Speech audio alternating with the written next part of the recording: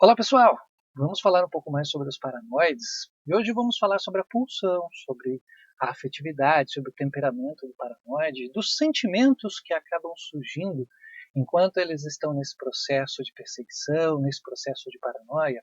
E vamos ver inclusive que tem alguns exemplos aí de paranoia que nem são persecutórios. Vamos dar uma olhada nisso hoje então? Vamos lá.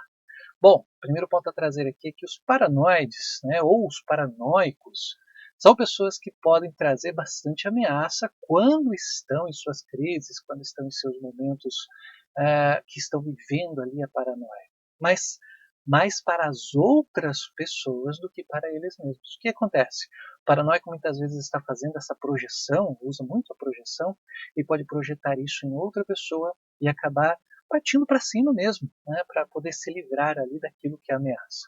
Não tem características suicidas, o paranoico ele não é suicida, como o depressivo, por exemplo, pode ter esse quadro, mas ele pode chegar a cometer o suicídio justamente para tentar se livrar aí dessa ameaça que ele está tendo. Então existe um alto grau aí de irritabilidade, de agressividade que é projetado. E aí o paranoico, ele acaba então tendo isso como um dos maiores riscos e para fugir disso, por isso que em alguns casos acaba acontecendo aí o suicídio. Né? Até mesmo em crianças, quando essas possuem raiva, agressividade intensas, elas podem acabar externalizando isso, criando um consenso de que são perseguidas. Por isso é muito importante essa participação dos pais, essa atuação dos pais na vida das crianças para entender o que se passa, qual é o comportamento que elas estão tendo, principalmente se elas se sentem perseguidas por alguma coisa. Né? Muitas crianças acabam tendo um self composto por essa raiva, e essa agressividade também.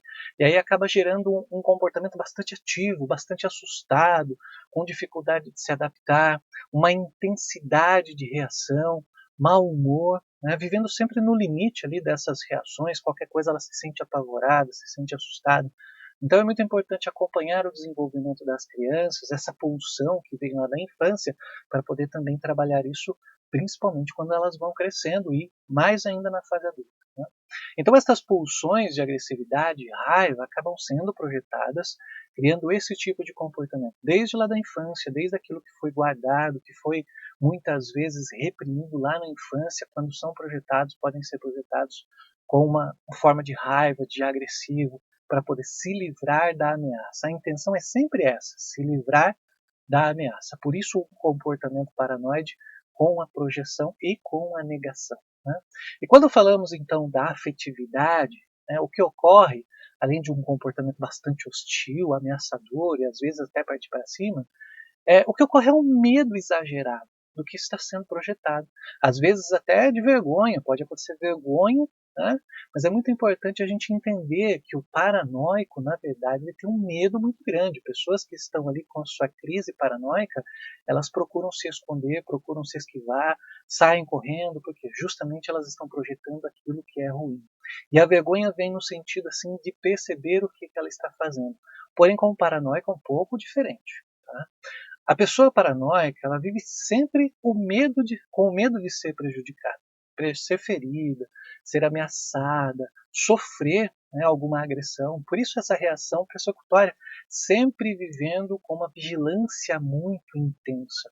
O paranoico ele cria essa vigilância intensa para poder se proteger. Por isso que ele fica muito assustado e aí então nós associamos ao medo, e a resposta ao medo, no caso do paranoico, é justamente a raiva, a agressividade. Né? Essa é uma característica de ansiedade de aniquilação, ou seja, um medo de ser destruído por alguém, de ser dizimado, de desaparecer do mundo. Esse é o medo do paranoico, o medo de que alguma coisa venha acontecer com a sua própria vida. É diferente aí da ansiedade de separação, de apego, que estaria mais ligado a um pânico.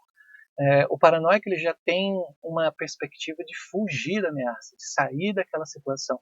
Por isso que o paranoico ele tem essa ansiedade que é diferente daquelas pessoas que têm o pânico por separação ou por apego. Tá bom? Isso também nos remete a pensar nos adictos. Por que os adictos? São aquelas pessoas que fazem uso de alguma substância, de calmante, de medicamentos, que a intenção é cessar a paranoia. Então, muitas vezes, os adictos são aqueles que usam, né, substâncias químicas, usam a bebida para poder cessar aquilo que está incomodando e que muitas vezes também é externalizado. Por vezes, quando o paranoico está em seu momento de crise paranoica, ele faz uso da negação, como eu falei, e faz uso da projeção constantemente. Né? Então, quando eles negam, eles acabam não sentindo a vergonha pelo seu comportamento. Por isso que a reação do paranoico é diferente do narcisista. O narcisista, quando as suas falhas aparecem, ele sente a vergonha. O paranoico, ele tem essa vergonha um tanto quanto inibida, por isso que ele continua agindo. Né? Mas mesmo assim existe o sentimento de vergonha, principalmente quando sai desse momento de paranoia. Né?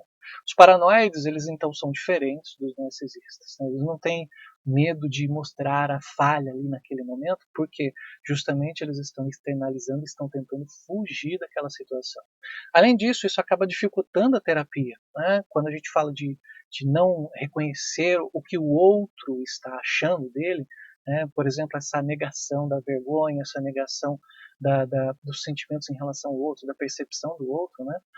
Acaba dificultando. Por quê? Porque a percepção da reação do outro acaba ajudando no processo terapêutico, porque ele, como se ele se visse na outra situação. Né? Quando não existe isso, fica muito mais difícil do paranoico olhar para si.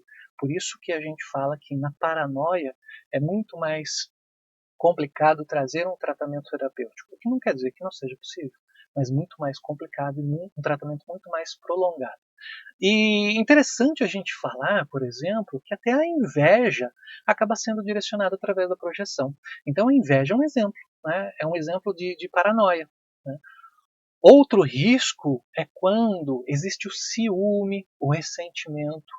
Quando ocorre a projeção, o paranoico acaba perdendo o seu raciocínio. Por isso que tem pessoas que quando, por exemplo, estão numa crise de ciúme, elas ficam cegas mesmo, elas partem para cima, têm reações exageradas, e parece que elas não ouvem mais ninguém que está em volta. Por quê? Porque elas estão vivendo esse momento paranoico. Então, o ciúme é uma forma paranoica de lidar com as situações, o ressentimento é uma forma paranoica, a inveja é uma forma paranoica. Né? Por quê?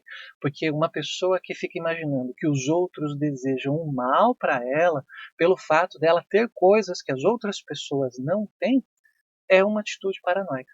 Então, é um exemplo bom para que a gente possa entender que o estado paranoico não se trata somente daquele ato persecutório das pessoas que estão fugindo de alguma coisa, mas sim de várias outras formas de projeção que acontecem no nosso dia a dia, na nossa vida.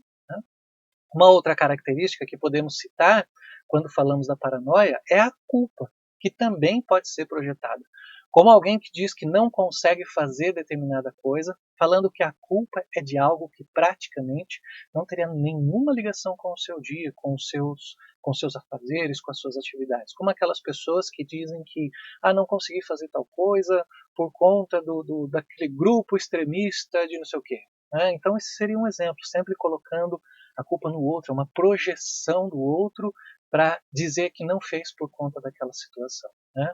O paranoide ele sente um medo, justamente porque nem sempre entendem porque podem estar sendo ameaçados. Né? Se tratando aí de uma projeção de sua culpa, que agora quer puni-lo por algo que ele fez. Então, a paranoia ela se torna complicada no fato do paranoide não entender por que está sendo punido, por que está sendo perseguido, por que está sendo ali ameaçado por aquilo que está sendo projetado.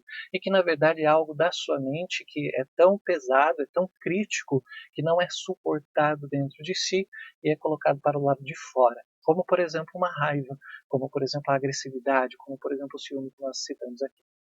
Esse é o vídeo de hoje, falando um pouquinho sobre os paranoides e os seus sentimentos, as suas reações. Espero estar contribuindo aí com o seu aprendizado e até a próxima!